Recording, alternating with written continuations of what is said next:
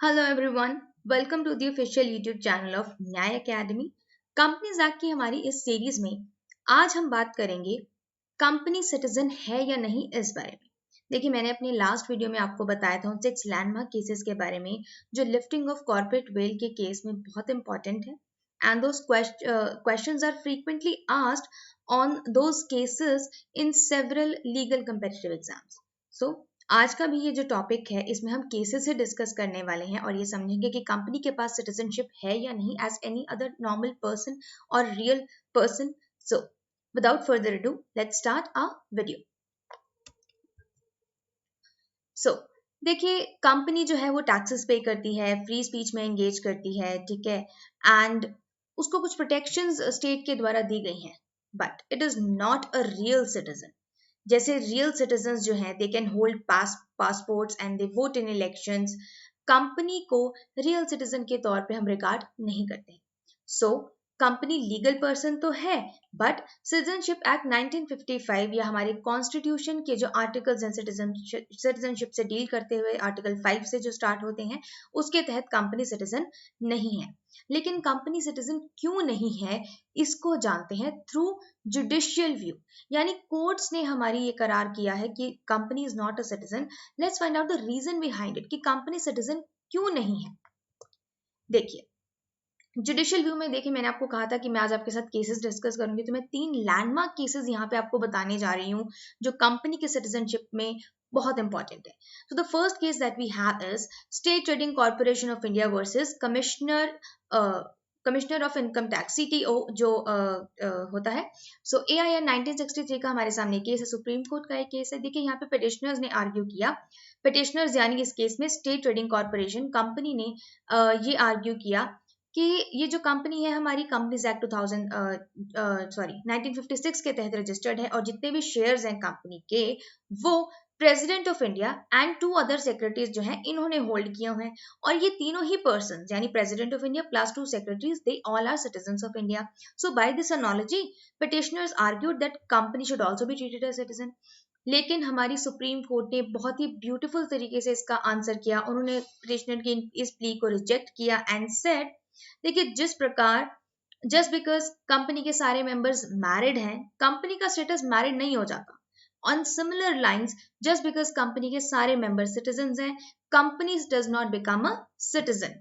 सो बहुत ही ब्यूटीफुल तरीके से कोर्ट ने इस कंसेप्ट को एक्सप्लेन किया कि कंपनी सिटीजन क्यों नहीं है। एंड कोर्ट्स ने बोला कि companies can not be treated as a citizen and it can not claim protection of fundamental rights जो सिटीजन्स को गारंटी किए गए हैं, but it can certainly claim protection of those rights which are guaranteed to persons।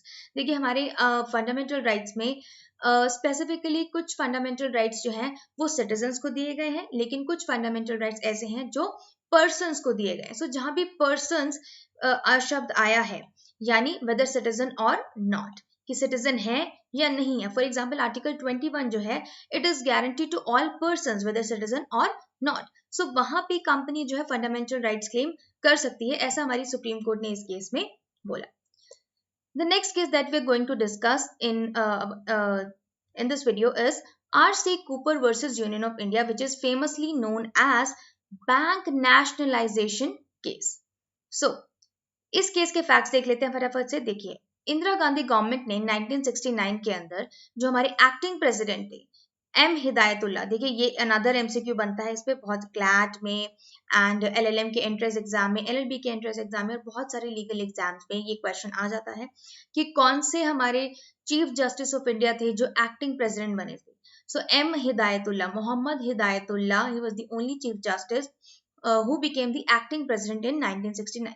So Indira Gandhi government ने 1969 में हमारे acting president को कहकर एक बैंकिंग कंपनीज ऑर्डिनेंस पास किया जिसके तहत उन्होंने 14 बैंक को नेशनलाइज करने का डिसीजन लिया। ये 14 बैंक्स जो चूज किए गए थे किस बेसिस पे चूज किए गए थे, जिन बैंक्स की डिपॉजिट्स जो है, डिपॉजिट अमाउंट जो है 50 करोड़ से ज्यादा अमाउंट थी, उनको नेशनलाइज करने का डिसीजन इस ऑर्डिनेंस के तहत लिया गया। और ये ऑर्डिनेंस बहुत ही जल्दी में इंदिरा सरकार ने लिया। उन्होंने पार्लियामेंट का सेशन ओपन होने में 2 ही दिन बचे थे, 2 दिन पहले ही उन्होंने ये ऑर्डिनेंस पास करवाया। एंड ऑर्डिनेंस जो है 19 जुलाई 1969 को इफेक्ट में आया और इस ऑर्डिनेंस के तहत 75% of the banking sector was taken under state control and along with all their assets, liabilities and entire paid up capital. So इस ऑर्डिनेंस के तहत ये किया गवर्नमेंट ने। But this was not all. The most horrific and controversial part of the ordinance was its second schedule. तो जो second schedule था इस ऑर्डिनेंस का, it was most controversial and horrific. ऐसा क्यों था? क्योंकि सेकंड शेड्यूल के अंदर ये लिखा हुआ था कि जहां भी कोई भी अमाउंट ऑफ कॉम्पनसेशन एक अग्रीमेंट के तहत फिक्स किया गया है तो उतना ही कॉम्पनसेशन मिलेगा जितना अग्रीमेंट में लिखा है।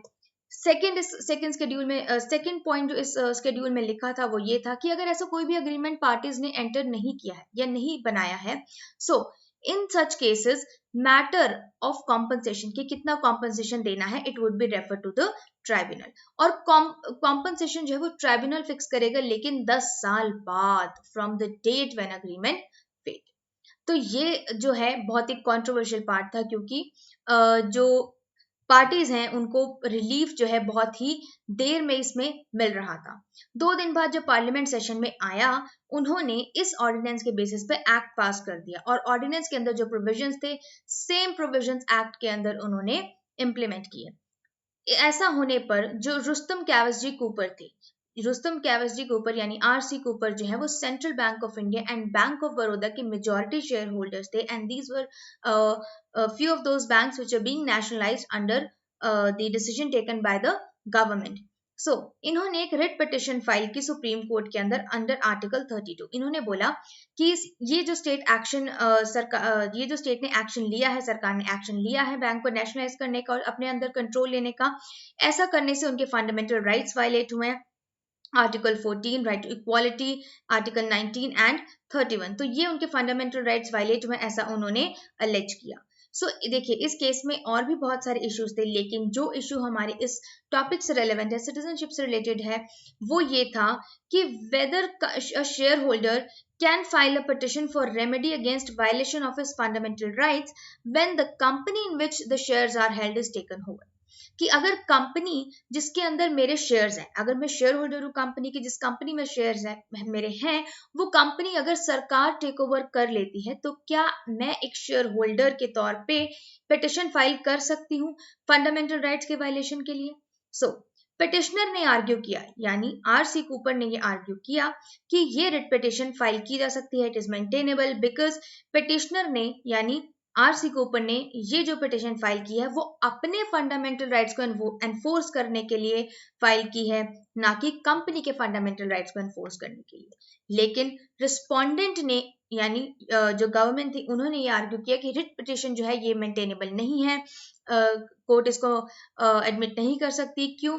क्योंकि पिटिशनर इस रिट पिटिशन को फाइल करके कंपनी के फंडामेंटल राइट्स को प्रोटेक्ट करना चाह रहा है और कंपनी सिटीजन नहीं है इंडियन सिटीजनशिप एक्ट के तहत। इसीलिए जो आर्टिकल 19 के अंदर राइट्स मेंशन्ड है वो सिर्फ सिटीजन को मिलता है।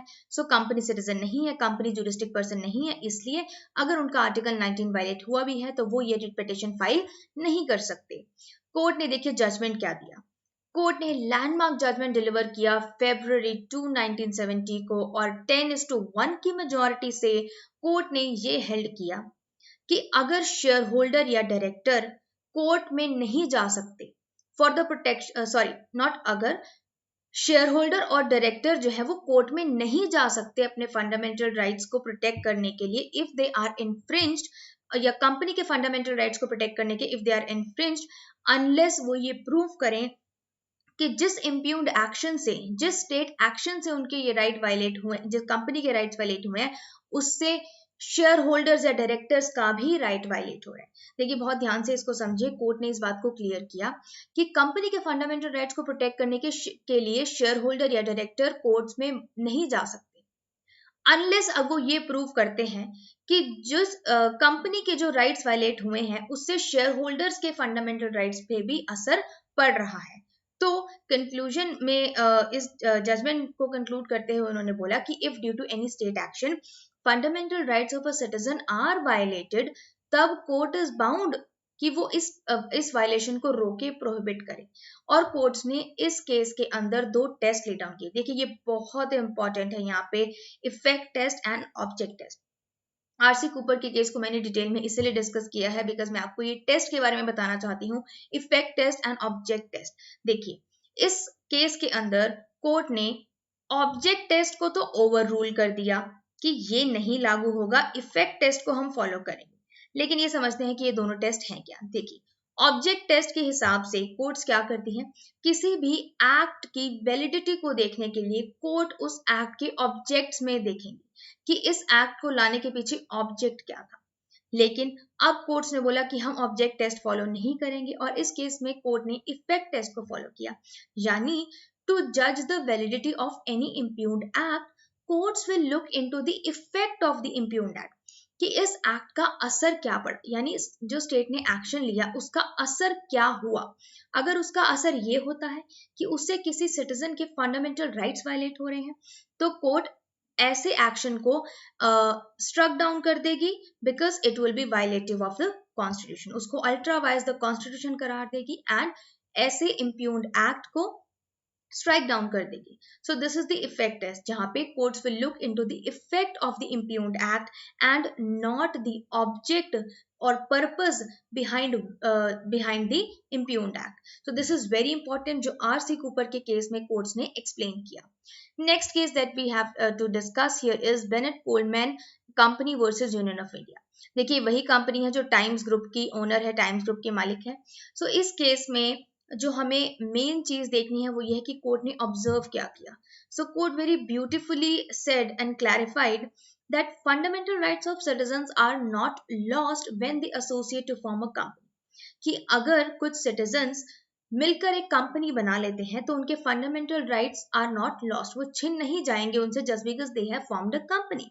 सो when their fundamental rights as share holders are impaired, जब वो कंपनी के शेयर होल्डर्स बन जाते हैं और एज शेयर होल्डर्स अगर स्टेट कोई भी ऐसा एक्शन लेती है जिससे उनके फंडामेंटल राइट्स जो है इन्फ्रिंज होते हैं या इम्पेयर्ड होते हैं, तो कंपनी के राइट्स को कोर्ट प्रोटेक्ट करेगी।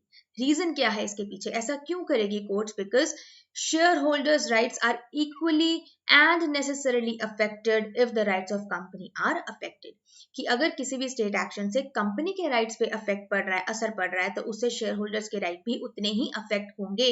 और शेयर होल्डर्स के राइट को प्रोटेक्ट करने के लिए कोर्ट्स जो है कंपनी के राइट्स को प्रोटेक्ट करेगी। सो इस केस में फाइनली इस पूरी कंट्रोवर्सी को सेटल किया कि कंपनी, देखिए कंपनी सिटीजन नहीं है, अभी भी जो जुडिशियल व्यू है वो यही है, लेकिन in certain cases supreme court has clarified that company के फंडामेंटल राइट्स को प्रोटेक्ट किया जाएगा to protect the rights of the share holders. So Bennett Coleman was like the case where the Supreme Court clarified this finally and put this controversy to rest. Conclusion में देखिए हम ये कह सकते हैं कि कंपनी सिटीजन नहीं है, लेकिन कंपनी के पास अपनी नेशनैलिटी है, डोमिसाइल है, उसका अपना रेजिडेंस है। सो गैस्क वर्सेस इनलैंड रेवेन्यू कमिश्नर, ये बहुत पुराना 1940 का केस है, इंग्लिश केस है, जिसमें जज मैकनॉटन ने इस बात को क्लियर किया कि limited company is capable of having a domicile. तो उसका डोमिसाइल कहाँ होगा, यानी डोमिसाइल मतलब जहां वो रहती है, जहां से एसोसिएटेड उसको माना जाएगा, it will be the place of its registration. तो कंपनी जहां पे रजिस्टर्ड है वही कंपनी का डोमिसाइल माना जाएगा। So now it is settled कि कंपनी जहां पे रहती है वो उसको डोमिसाइल होगा। एंड अबाउट नेशनैलिटी, देखिए कंपनी की नेशनैलिटी क्या होगी, जिस कंट्री में वो कंपनी जो है इनकॉर्पोरेटेड है यानी रजिस्टर्ड है, उसी कंट्री की नेशनैलिटी कंपनी को मिलेगी। फॉर एग्जाम्पल अगर कोई कंपनी है जो ब्रिटेन में इनकॉर्पोरेटेड है, सो उस कंपनी की नेशनैलिटी होगी British. But unlike natural person, company अपनी नेशनैलिटी को चेंज नहीं कर सकती। जैसे एक कोई भी नेचुरल पर्सन अपनी नेशनैलिटी चेंज कर सकता है, he can be a Indian today and he can be a British 5 years later, तो वो अपनी नेशनैलिटी चेंज कर सकता है, but company can not do so. जहां पे वो एक बार इनकॉर्पोरेट हो गई वहीं की नेशनैलिटी उसको अपनानी पड़ेगी। And talking about the resident, so residence की अगर हम बात करें इनकम टैक्स के पर्पसेस के लिए, for the calculation of income tax company का रेजिडेंस वहां माना जाएगा जहां पे उसका रियल बिजनेस कैरी ऑन किया जाता है। यानी रियल बिजनेस कैरी ऑन करने से हमारा मतलब ये है कि कंपनी का सेंट्रल मैनेजमेंट और कंट्रोल जहां पे एक्चुअली लोकेटेड है उसी जगह को कंपनी का रेजिडेंस माना जाएगा। सो this is all about the topic कि कंपनी सिटीजन है या नहीं, कंपनी की नेशनैलिटी क्या है, उसका डोमिसाइल कहाँ माना जाएगा, उसका रेजिडेंस कहाँ माना जाएगा। सो this was all about the topic. I hope you understand everything, and you have any doubt, any question, do let me know in the comment section. And thank you so much for watching this video. Have a good day. And please, if you like the video, please press the like button, subscribe कीजिए और share कीजिए इस video को ज़्यादा से ज़्यादा। Thank you so much, and thank you for watching Nyaya Academy.